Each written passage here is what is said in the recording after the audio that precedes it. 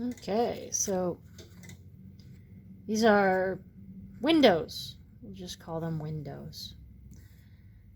So how do you start windows? Well, you can start out real simple by making a grid. So you make your lines, I don't know, again about as thick as your pinky, going across.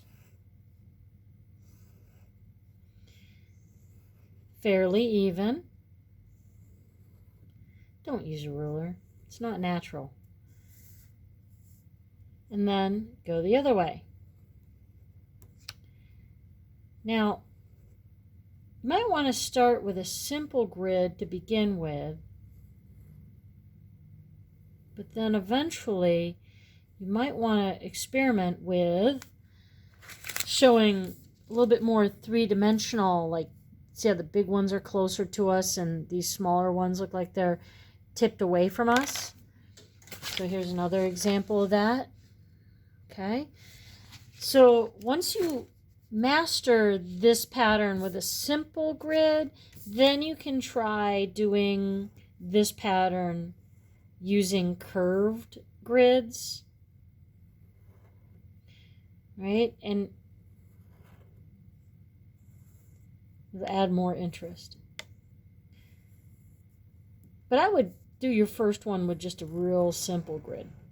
So see how there's a gentle curve to the lines?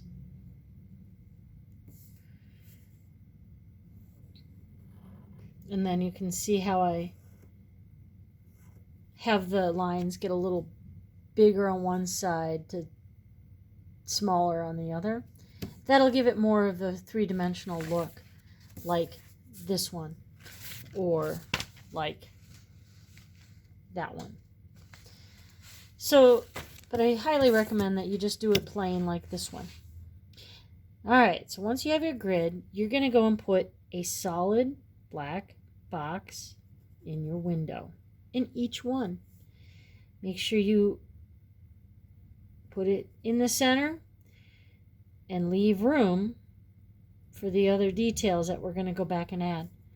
So you can sit here and watch me make the squares, but I bet you kind of get it now, and please put me on pause and you do your squares.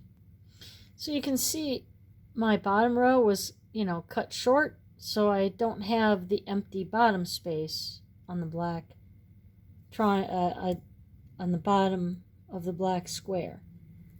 So that's because I wanted it to show that it would have been the same size as the others, but it got trimmed off.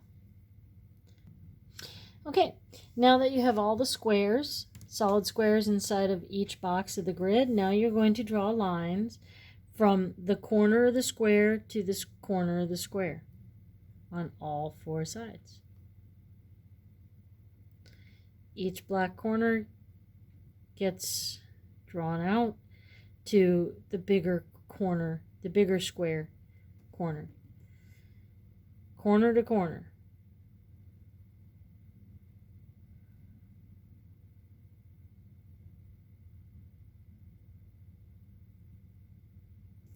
Corner to corner. Now these bottom guys are just going to go, you're only going to see the top part of them. But all the others will have four lines going from the four corners of the black triangle to the outer corner of the box that contains it. So corner to corner.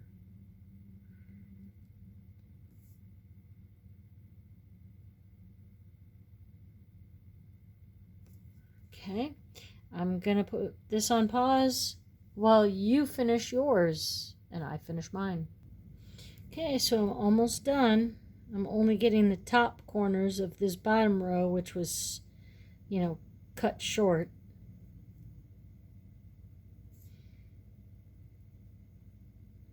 But all the others go corner to corner to corner to corner on all four. All right, the next step is to pick a side. I'm going to go right side, right over here, and I'm going to put some lines using my marker. If I can fit 2, I only fit 2. If I can go 3, I go 3. If I can do 4, then I probably did it too big. But here we go. 1, 2, 3. So the bigger ones, I can fit 3. 1, 2, 3. 1, 2 for some of them, depending on how big you got it.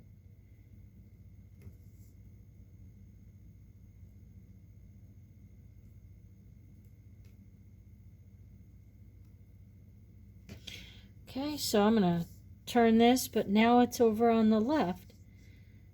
So make sure that you stay on the same side of the black boxes. Don't jump around. So this is on the same side as this, and on the next row as well.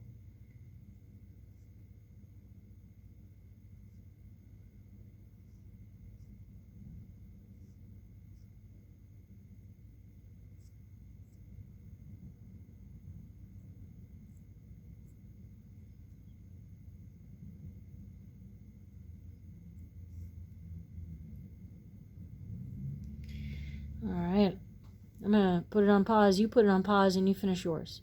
Okay, all my windows now have their lines on the same side of the black square. And now I'm gonna pick an adjoining side, either this side or this side, so it turns a corner like an L. So I'm gonna do the top of each square, and I'm gonna be consistent. I'm going to shade it with my pencil now.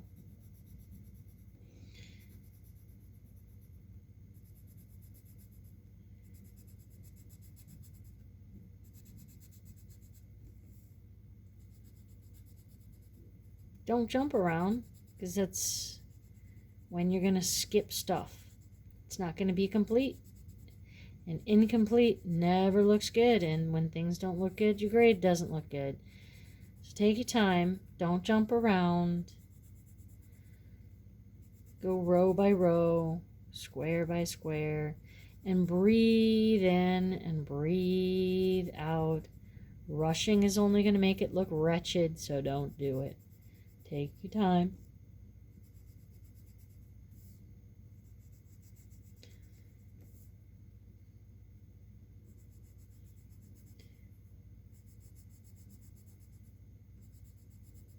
So I'm going to put it on pause and finish mine. You can finish yours. Okay, so now that you've done one that's flat and has the squares, you should try, doing one that has slight curves to it, or that has them get a little closer together as they go across the page. So it's a little closer, a little farther apart. Using perspective, farther apart, closer. That'll make the boxes over on this side appear closer. And the boxes over on this side will be appearing farther away. So I'm going to make them a little smaller over here and get a little bigger as they go across the page. So that'll give you a sense of dimension. But the steps would be the same. Solid black square. You would make this in pen, obviously. I don't know why I didn't switch to pen. But you would want your squares to kind of fit into the box so that the top of the box and the top of the square are parallel, and the bottom are parallel, and the sides are parallel. So you can do it plain a couple times until you really feel comfortable, and then you can try doing a little bit more three-dimensional. Have fun.